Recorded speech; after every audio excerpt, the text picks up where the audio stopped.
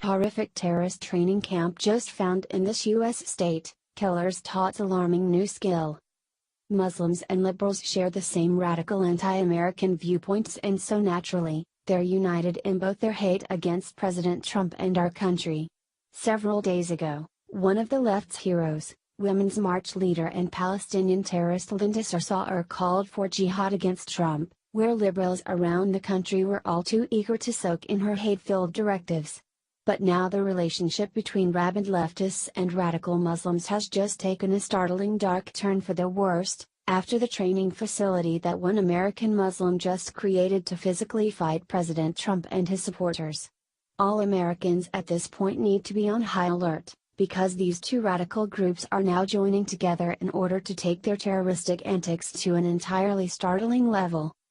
Ever since Trump got elected as president, we've seen violent resist Trump movements popping up all over the country as these communists are literally taking their fight to the streets, where it's a common occurrence for communist groups like Antifa to beat anyone with a differing opinion to a bloody pulp.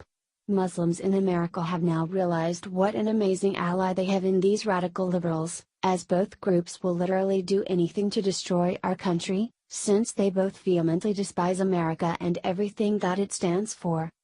Now a Muslim who uses the pseudonym Nayla has just opened a gym to train radical left-leaning groups like Antifa to literally fight Trump supporters in the streets, and considering who is running and coming to this gym, this new facility is nothing more than a terrorist training camp for domestic terrorists.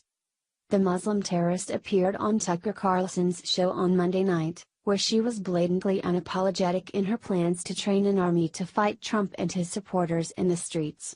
Her propaganda-ridden excuse for opening a terror training camp in Chicago was because of her false assertion that 2,000 right-wingers have carried out mass shootings, which predictably made Carlson laugh at the allegation. She further blasted Trump supporters for being guilty of a massive number of hate crimes, even though she was unable to even provide one incident of this even occurring.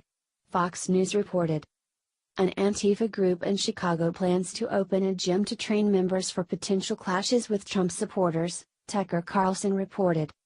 A woman who used the assumed pseudonym Nayla told Carlson that certain bodies are vulnerable to certain attacks.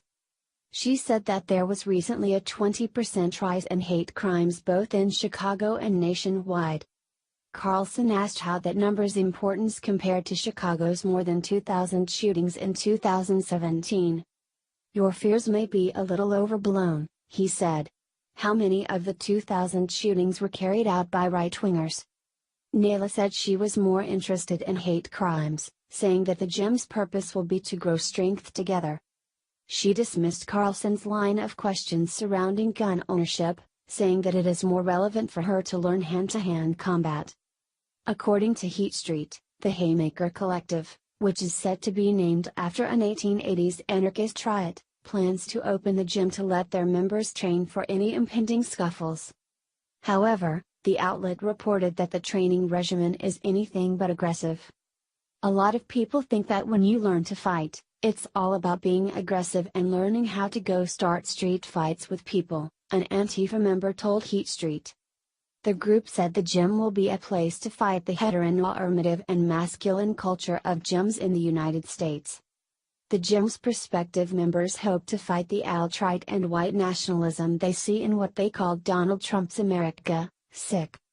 "We need to keep a close eye on the alliance that American Muslims are making with these violent leftist groups, as these two factions have no qualms about resorting to violence in order to instill their will upon country.